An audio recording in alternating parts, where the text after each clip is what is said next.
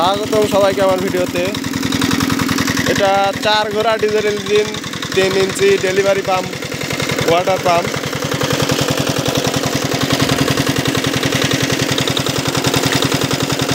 জল ওঠে, প্রচুর জল ওঠে।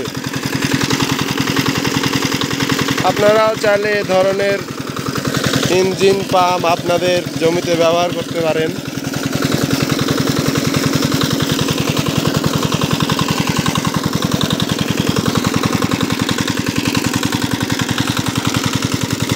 ধন্যবাদ, সবাই পাশে থাকবেন।